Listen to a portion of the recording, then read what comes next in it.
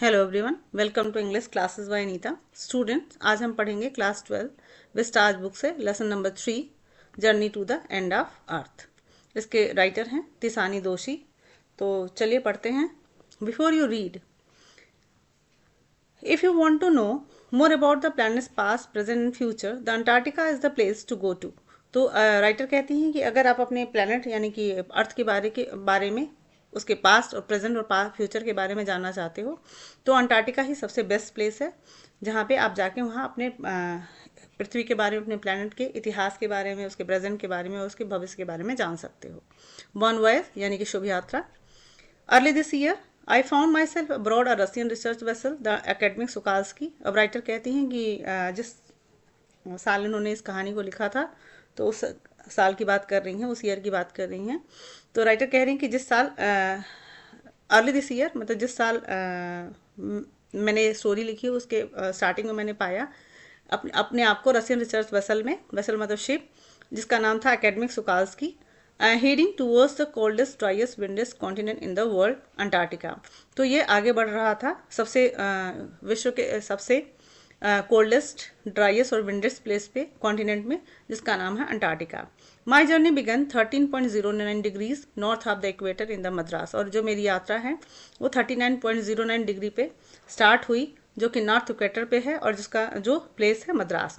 And involve crossing 9 time zone. और उन्होंने अपनी यात्रा के दौरान कम से कम 9 टाइम जोन क्रॉस किए, 6 चेक पॉइंट्स क्रॉस किए, 3 बॉडीज ऑफ वाटर, मतलब बॉडीज आप जानते हो समुद्र, उन्होंने 3 बॉडीज ऑफ वाटर क्रॉस किए, and at least as many ecosphere. और उन्होंने बहुत सारे इकोस्फीयर्स को भी क्रॉस किया। इकोस्फीयर्स मतलब जहाँ पे टेम्परेचर के अकॉर्डिंग उस जगह के अकॉर्डिंग जैसे जीव जंतु रहते हैं, तो उसको जैसे ठंडे प्रदेश में अलग तरीके के लोग रहते हैं, गर्म प्रदेश में अलग जीव जंतु इंसान ऐसे रहते हैं, तो उसी को इकोस्फीयर्स कहते हैं।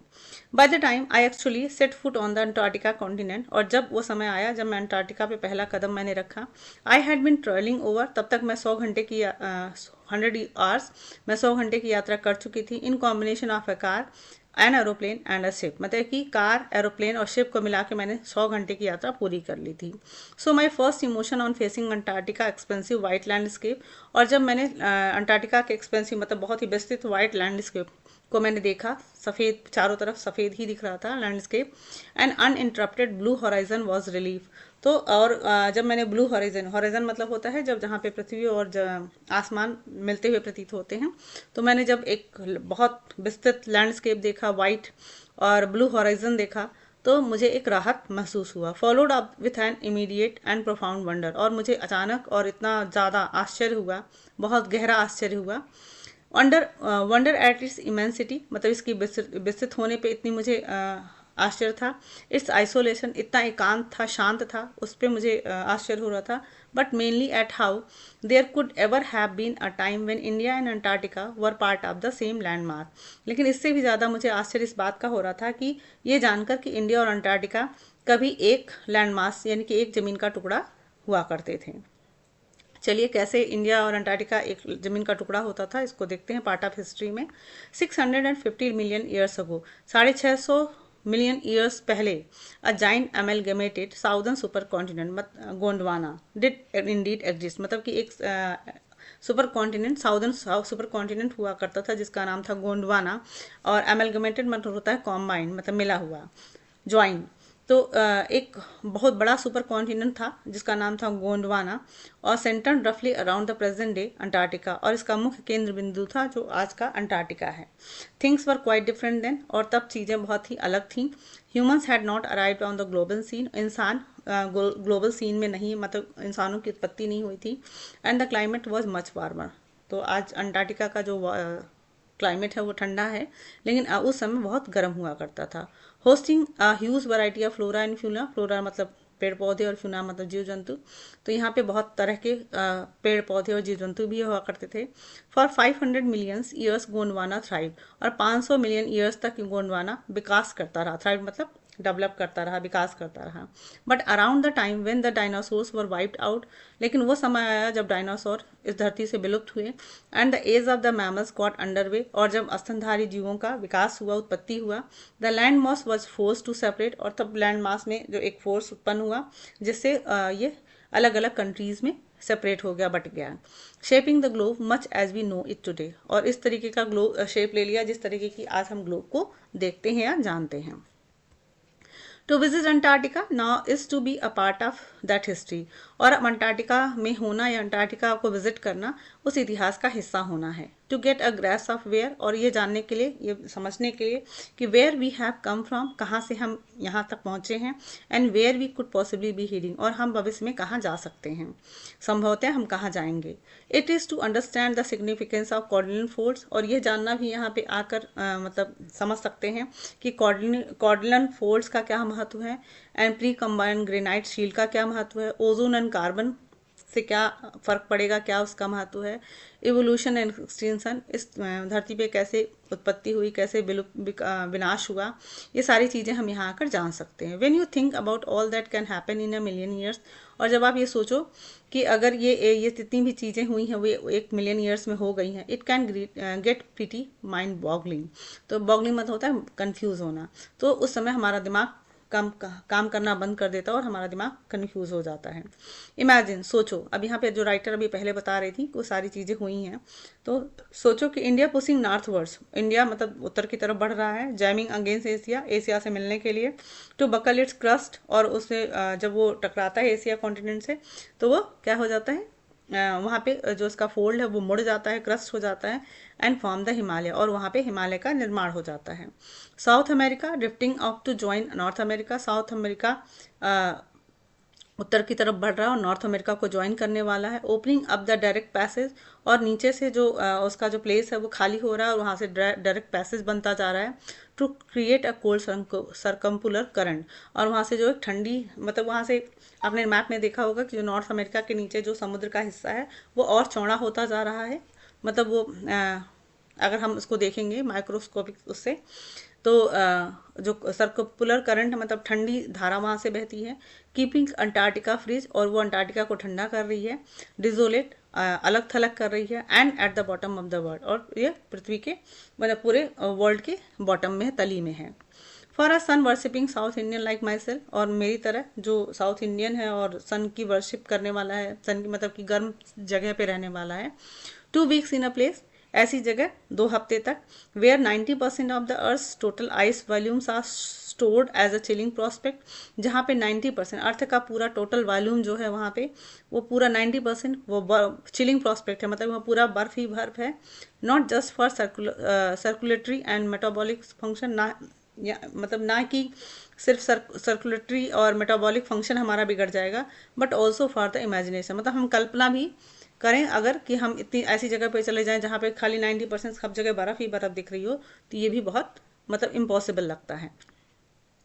It is like walking into a joint ping pong ball, और ऐसा लगता है कि मैं किसी बहुत बड़े से पिंग पोंग बॉल पे चल रही हूँ। Devoid of any human marker, जो कि ह्यूमन मतलब इंसानी जो मार्कर मतलब होता है निशान, मतलब इंसान का आसपास कोई निशान नहीं है, उनसे अलग थलग, डिवाइड मतलब अलग थलग। नो ट्रीज, नो कोई पेड़ नहीं है। बिल बोर्ड्स, कोई भी शाइन बोर्ड, बिल बोर्ड्स यानी कि जो आप एडवर्टीजमेंट के बोर्ड्स बड़े बड़े रोड पे देखते हो, कोई बोर्ड्स नहीं दिखाई देता। बिल्डिंग्स, कोई मकान भवन नहीं दिखाई देता। You loss all earthly sense of perspective, और आप मतलब जो भी पर्सपेक्टिव मतलब जो भी समझने के लिए कि यहाँ पे इंसान रहते हैं, पृथ्वी पे हम जो भी चीज़ें देखते हैं वहाँ पे आपको ये सब चीज़ें नहीं दिखाई देंगी। एंड टाइम हियर, और टाइम भी जो मतलब आप जहाँ पे रहते हो, टाइम जोन जिसमें रहते हो, वहाँ का जो टाइम है वो भी यहाँ पे आप आके लॉस कर देते हो, मतलब आपको टाइम का भी अंदाज़ा नहीं लगेगा। The visual scale ranges from the microscopic to the mighty, और जो आपका जो नज़रिया है वो यहाँ पे माइक्रोस्कोपिक से लेकर यानी कि बहुत छोटी सी चीज़ से लेकर बड़ी से बड़ी चीज़ें आपको दिखाई देंगी। मिजेस एंड माइट्स, आपको कीड़े मकोड़े से लेके माइट्स मतलब बहुत बड़ी बड़ी चीज़ें, टू ब्लू वेल्स जैसे कि ब्लू वेल्स हैं। एंड आइसबर्ग्स, आइसबर्ग मतलब बर्फ का पहाड़ मान लो। एज बिग एज कंट्री, ऐसा इतना बड़ा जितना कि कोई देश हो सकता है। The largest recorded was the size of Belgium, और सबसे बड़ा जो आज का रिकॉर्ड मतलब आज तक का रिकॉर्ड रहा है आइसबर्ग का, वो बेल्जियम के आकार का पाया गया है। रिकॉर्ड किया गया है। Days go on and on in surreal 24 hours, और मतलब दिन चलता ही जाता है, चलता ही जाता है। गर्मी के मौसम ऑस्ट्रल समर लाइट, मतलब कि यहाँ पे जब ऑस्ट्रल समर लाइट होता है, आपने सुना होगा कि 6 महीने अंटार्कटिका में धूप होती है और 6 महीने अंधेरा रहता है। तो आप यहाँ पे जो 24 घंटे का दिन होगा, मतलब पूरे 24 घंटे आपका दिन ही दिन रहेगा, सन ही दिखाई देगा। एंड यूबिक्विटस साइलेंस, और यहाँ पे एकदम शांति, यूबिक्विटस मतलब एकदम शांति रहती है। इंटरप्टेड ओनली बाय द एक ओकेजनल एवलांचेज और कैल्विंग आइस शीट। यहाँ पे वो मतलब कि ये जो साइलेंस है वो तभी इसमें बाधा पड़ती है, या तो ओकेजनल एवलांचेज मतलब होता है जब बर्फीली हवा तूफान चलती है, एवलांचे मतलब तूफान चलना, या फिर कैल्विंग आइस शीट, या फिर बड़े बड़े बर्फ का टुकड़ा जब टूट कर गिरता है तो आवाज़ आती है। कॉन्सिक्रेट्स द प्लेस, या तब मतलब ये सारी चीज़ें मिलकर इस जगह को बहुत ही पवित्र बनाती हैं। It is an immersion that will force you to place yourself in the context of the earth geological history. और यहाँ पे जब आप आओगे तो एक आपको ये फोर्स, मतलब आप सोचने पे मजबूर हो जाओगे कि जो जियोलॉजिकल हिस्ट्री है, मतलब इतिहास को जानने के लिए आप मजबूर हो जाओगे, और ये सोचने पे कि एंड फॉर ह्यूमंस, और इंसानों के लिए द ये प्रोग्नोसिस इज़ नॉट गुड, मतलब जो इंसानों की जो महत्वाकांक्षा है, प्रोग्नोसिस मतलब एम्बिशन, वो उनके लिए अच्छा नहीं है। मतलब इंसान अपने विकास के चक्कर में जो नेचर को हार्म पहुंचा रहा है, यहाँ आके आप इसको महसूस करोगे और इस अपने जियोलॉजिकल कॉन्टेक्स्ट में सोचोगे तो आपको लगेगा कि जो इंसान की जो दौड़ है वो उनके लिए अच्छी नहीं है। ह्यूमन इम्पैक्ट, अब देखते हैं ह्यूमन का प्रभाव क्या है इस अंटार्कटिका पे। Human civilization have been around for a paltry 12,000 years. तो जो ह्यूमन सिविलाइजेशन यानी कि मानव सभ्यता, इसको इस पृथ्वी पे आए अभी 12,000 साल ही हुए हैं। बेयरली a few second on the geological clock, अगर इसको जियोलॉजिकल क्लॉक में देखा जाए तो ये एक मामूली फ्यू सेकेंड्स ही हैं। In that short amount of time, और इतने छोटे से समय में, we have manage to create a quite a ruckus, तो हमने एक बहुत बड़ा हंगामा क्रिएट कर दिया है। Etching our dominance our nature over nature with our village, और हमने अपने डोमिनेंस मतलब नेचर पे, प्रकृति पे डोमिनेंस मतलब एक दबदबा बना लिया है with up village town cities and mega cities, मतलब अपने गाँव से, शहरों से और बड़े बड़े शहरों को बना के हमने अपने नेचर पे दबदबा बना लिया, यानी कि मानव की छाप छोड़ दी है। The rapid increase of human population has left us battling with other species for limited resources. और the rapid increase, जो हमारा मानव सभ्यता का जो ह्यूमन पॉपुलेशन है, यानी कि जो जनसंख्या विकास है इतनी तेजी से बढ़ रहा है, हैज़ लेफ्ट, उसने हमें छोड़ दिया है, बैटलिंग मतलब संघर्ष करने के लिए, विथ अदर स्पीसीज, अन्य जीव जंतुओं से, फॉर लिमिटेड रिसोर्स, मतलब इस पृथ्वी पे और रहने वाले जो जीव जंतु हैं उनके साथ हम संघर्ष कर रहे हैं ताकि हम इन लिमिटेड रिसोर्स को इसको यूज़ कर सकें। And the unmitigated burning of fossil fuels has now created a blanket of carbon dioxide around the world. और जो अनमिटिगेटेड मतलब होता है नॉन स्टॉप, तो हम जो नॉन स्टॉप फॉसिल फ्यूल को जला रहे हैं, यूज़ कर रहे हैं, उससे हमने अपने पूरे पृथ्वी पे एक कार्बन डाइऑक्साइड का ब्लैंकेट तैयार कर लिया है, मतलब चादर बिछा दिया है, चारों तरफ हमारे कार्बन डाइऑक्साइड हो गया है, which is slowly but surely increasing the average global temperature, जो कि निश्चित तौर से धीरे ही सही लेकिन हमारे ग्लोबल टेम्परेचर को बढ़ा रहा है। Climate change is one of the most hotly contested environmental debates of our time. और जो क्लाइमेट चेंज है, जो क्लाइमेट मतलब कि जो हमारे ये कहा जा रहा है कि जो हमारा बेसमय कोई भी चीज़ें चेंज होती जा रही है, मौसम के अनुसार नहीं हो रही हैं, ये एक हॉटली कंटेस्टेड मतलब कि एक बहुत ही गर्मा गर्म बहस का मुद्दा है। Environmental debates of our time, मतलब हमारे समय में एक बहुत ही बहस का मुद्दा है। Will the West Antarctica ice sheet melt entirely, क्या जो अंटार्कटिका वेस्ट अंटार्कटिका का आइस है, शीट है, वो क्या पूरी तरह पिघल जाएगा। Will the Gulf Stream ocean current be disrupted, क्या जो गल्फ स्ट्रीम का जो ओशियन है वो क्या ख़त्म हो जाएगा। Will it be the end of the world as we know it, क्या ये पूरा जो संसार है, वर्ल्ड है, वो ख़त्म हो जाएगा। मे बी नॉट, मतलब हो भी सकता है और नहीं भी हो सकता है। Either way Antarctica is a crucial element in this debate, लेकिन अगर इसमें जो मेन बात है वो जो अंटार्कटिका है एक महत्वपूर्ण हिस्सा, महत्वपूर्ण एक अंग रहा है इस डिबेट का, मतलब वाद विवाद का एक हिस्सा रहा है। नॉट जस्ट बिकॉज, इसलिए नहीं, because it is the only place in the world, ये एक ऐसा जगह है इस पूरे दुनिया में which has never sustain a human population, जहाँ पे आज तक ह्यूमन पॉपुलेशन नहीं आया है, and therefore remains relatively pristine in the respect, और इसलिए ये अभी भी पवित्र है। बट मोर इम्पॉर्टेंट, लेकिन मोर इम्पॉर्टेंटली, मतलब ये महत्वपूर्ण इसलिए है क्योंकि because it holds in its ice course 500,000 years old carbon records trapped in its layer of ice. इसलिए ये इम्पॉर्टेंट है क्योंकि इसके जो आइस कोर्स हैं, यानी कि इसके बर्फ की जो चट्टाने हैं, उसकी जो परतें हैं, उसके नीचे 500,000 मतलब 500,000 years ओल्ड कार्बन रिकॉर्ड्स इसके अंदर दबे हुए हैं। And if we want to study, और अगर हम अध्ययन करना चाहते हैं, एंड एग्जामिन परीक्षण करना चाहते हैं, the earth past present and future, तो अर्थ के पास्ट प्रेजेंट और फ्यूचर को हम जानना चाहते हैं, the Antarctica is the place to go. तो अंटार्कटिका ही वो जगह है जहाँ पे हम जा सकते हैं, मतलब कि अपनी पृथ्वी के पास्ट प्रेजेंट और फ्यूचर को अगर हमें जानना है तो अंटार्कटिका से बेस्ट प्लेस कोई नहीं हो सकता है। Student on ice the program, अब जो program I was working with on the Shokalskiy, तो राइटर कहती कि जिस प्रोग्राम के तहत मैं सुकाल्स्की में काम कर रही हूँ वो उस प्रोग्राम का नाम है student on ice, aims to do exactly, और उसका जो मुख्य उद्देश्य है, this by taking high school student, वो अपने मतलब हाई स्कूल स्टूडेंट्स को लेना है, to the ends of the world, मतलब और दुनिया के अंत तक उसको ले जाना है, एंड प्रोवाइडिंग देम, और उनको ये प्रदान करना है विथ इंस्पायरिंग एजुकेशनल अपॉर्चुनिटी, ताकि उनको एक मोटिवेटिंग शैक्षिक अवसर प्रदान किया जाए, which will help them foster a new understanding, जो कि उनको हेल्प करेगा एक नई समझ पैदा करने में, रिस्पेक्ट फॉर आवर प्लैनेट्स, और अपने प्लैनेट्स का रिस्पेक्ट करने के लिए उनको हेल्प करेगा। It is been an operation for 6 years now, और ये जो कार्यक्रम है वो 6 सालों से चल रहा है। Headed by Canadian Geoff Green, और जियो ग्रीन के निर्देशन में चल रहा है।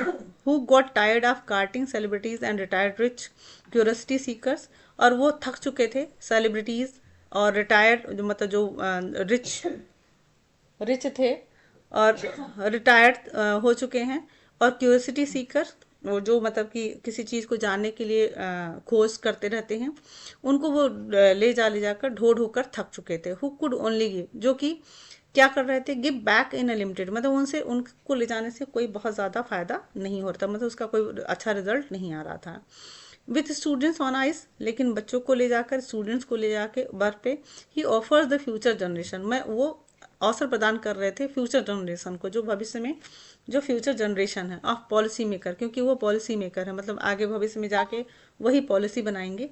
अ लाइफ चेंजिंग एक्सपीरियंस, क्योंकि उनको इनका जो जीवन का जो अनुभव है उनको वो अपने लाइफ चेंजिंग एक्सपीरियंस से एट एन एज, मतलब इस एज में वो एक ऐसा अनुभव करेंगे, and when they are ready to absorb, जब वो इस कुछ सीखने के लिए तैयार हैं, क्योंकि मतलब ये कहा जाता है ना कि बच्चे कोई चीज़ ज़्यादा अच्छे से सीख जाते हैं, और जो बड़े हैं या ओल्ड एज के लोग हैं उतनी जल्दी चीज़ें नहीं सीख पाते हैं, अगर सीख भी जाएं तो वो उतना अच्छा रिजल्ट नहीं दे सकते जितना बच्चे दे सकते हैं। तो ये इस प्रोग्राम का ये मेन मकसद रहा कि ये बच्चे पॉलिसी मेकर हैं, और ये लाइफ चेंजिंग एक्सपीरियंस से और चीज़ों को सीख कर, देख कर, और उसको मोस्ट इम्पॉर्टेंटली एक्ट, उससे वो मतलब महत्वपूर्ण है कि वो इस चीज़ों को लागू कर पाएंगे, एक्ट कर पाएंगे, मतलब उससे रिलेटेड वो काम कर पाएंगे, ताकि वो अपने प्लानट को सेव कर सकें।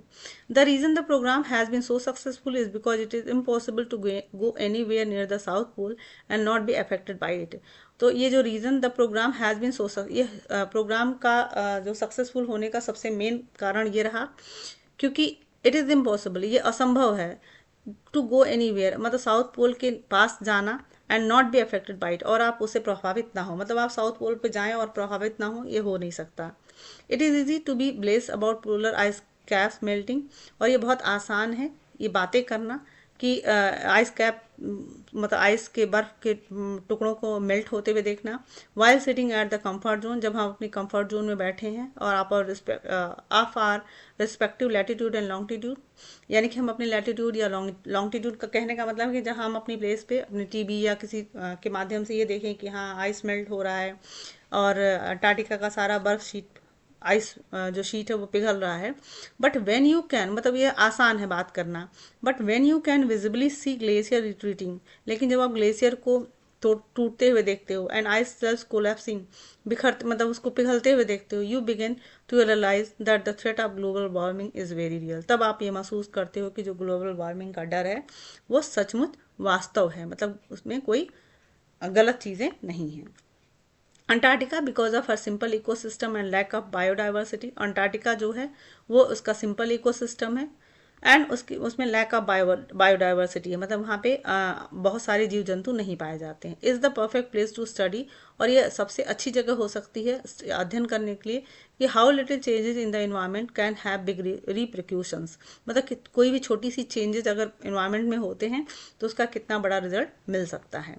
टेक द माइक्रोस्कोपिक फाइटोप्लैंक्टन, आप माइक्रोस्कोपिक फाइटोप्लैंक्टन का उदाहरण ले सकते हो। दोज ग्रासेस ऑफ द सी, ये जो घास हैं वो समुद्र के घास हैं।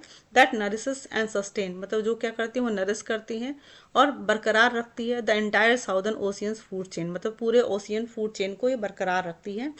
दीज सिंगल सेल प्लांट, और जो ये सिंगल सेल प्लांट हैं, यूज द सन एनर्जी, वो सन से एनर्जी लेते हैं, टू एजिमुलेट कार्बन, और उसके बाद कार्बन एब्जॉर्ब करते हैं, एंड सिंथेसिस ऑर्गेनिक, सिंथेसिस मतलब टू क्रिएट, और वो ऑर्गेनिक कंपाउंड बनाते हैं in the wondrous and most important up process called photosynthesis, मतलब इस पूरे प्रोसेस को हम क्या कहते हैं, photosynthesis. Scientist warn that a further depletion in the ozone layer, और साइंटिस्ट ये वार्न करते हैं, चेतावनी देते हैं कि जो ये फर्दर मतलब आगे डिप्लेशन, अगर इसमें घटाव मतलब ओजोन लेयर में और भी ज़्यादा घटाव हुआ, ओजोन लेयर और बढ़ता गया, will affect the activities of phytoplankton, तो ये जो फाइटोप्लैंक्टन की जो गतिविधि है उसको ये डिस्टर्ब करेगा, which in turn will affect the lives of all the marine animals and birds of the region, और ये फिर इस प्रभाव से पूरा जो मैरीन एनिमल्स यानी कि समुद्री जीवों का जो और पक्षियों का जो उनका लाइफ है उससे पूरा डिस्टर्ब होगा, and the global carbon cycle, और पूरा ग्लोबल कार्बन साइकिल डिस्टर्ब हो जाएगा। In the parable of the phytoplankton, और पैराबल मतलब होता है स्टोरी, तो वो कहते हैं कि फाइटोप्लैंक्टन का जो स्टोरी है, there is a great metaphor for existence, मतलब इस ये समझने के लिए बहुत ही महत्वपूर्ण है कि take care of small things, मतलब छोटी छोटी चीज़ों का ध्यान रखो, and the big things will fall into place, तो बड़ी बड़ी चीज़ें अपने आप हो जाती हैं। चलिए, वॉक ऑन द ओशियन, तो वॉक ऑन द ओशियन है कि समुद्र पे चलना, तो ये पॉसिबल कैसे है कि हम समुद्र पे चलेंगे, देखते हैं। My Antarctica experiences was full of such epiphanies, मतलब कि जो राइटर कहती कि मेरा जो अंटार्कटिका एक्सपीरियंस रहा वो बहुत ही रोचक रहा, और मतलब बहुत ही मतलब एक किसी भी चीज़ को जानने की जो उत्सुकता रही वो मेरी रही। But the best awkward just short of Antarctica, लेकिन ये मेरे लिए ज़्यादा तब और ज़्यादा और ज़्यादा मेरे लिए थोड़ा सा आश्चर्य में डालने वाला हुआ जब Antarctica circle at the 65.5 degree south, जब हम 65.5 डिग्री साउथ में अंटार्कटिका में पहुंचे, जो सोकाल्स्की हैड मैनेज टू वेज, और जो सोकाल्स्की था मैन वेज मतलब फंस जाना, वो फंस गया था herself into a thick white stretch of ice between the peninsula and Tadpole Island, बताइए पेनिसुला और टेडपोल आइसलैंड के बीच में ये बर्फ के बीच में फंस चुका था, which was preventing us from going any further, जो कि हमें आगे बढ़ने से रोक रहा था। The captain decided we were going to turn around and head back north, मतलब जो हमारे कैप्टन थे उन्होंने डिसाइड किया कि हम वापस मुड़ेंगे और नॉर्थ की तरफ जाएंगे, बट बिफोर वी डिड, लेकिन हम इससे पहले करते, वी वर ऑल इंस्ट्रक्टेड, हमें आदेश दिया गया टू क्लाइम डाउन, मतलब हम नीचे उतरें, द गैंग प्लैंक मतलब होता है लकड़ी का तख्ता जिसको कहते हैं, तो हमें आदेश दिया गया कि हम लकड़ी के तख्ते पे उतरें, and walk on the ocean, और समुद्र पर चलें। सो देयर वी वर, फिर हम लोग नीचे आ गए, ऑल 52 ऑफ अस, मतलब हम 52 लोग उसमें थे, जो वेसल था, तो सब बाहर आ गए। Kitted out Gore tax and ग्लेयर्स, मतलब हमने अपने सारे सामान ले लिए, एंड ग्लेयर्स मतलब कि हमने अपने वाटर प्रूफ जैकेट्स वगैरह पहन लिए। Walking on a stark whiteness, हम एकदम सफ़ेद जो परत थी सतह थी उस पर चल रहे थे। That seem to spread out forever, मतलब ऐसा लग रहा था कि पूरे चारों तरफ वाइट का सतह फैला हुआ है। अंडरनेथ आवर फीट, और हमारे पैरों के नीचे was a metre thick ice pack, 1 metre मोटा आइस पैक था, मतलब मोटा सतह था। एंड अंडरनेथ दैट, और उसके नीचे 180 metres of living breathing salt water, उसके नीचे सांस लेता हुआ और जिंदा गर्म पानी था जो नमकीन पानी था, नमकीन पानी था। In the periphery crabeater seals were stretching, और उस पेरीफेरी मतलब होता है नियर बाई।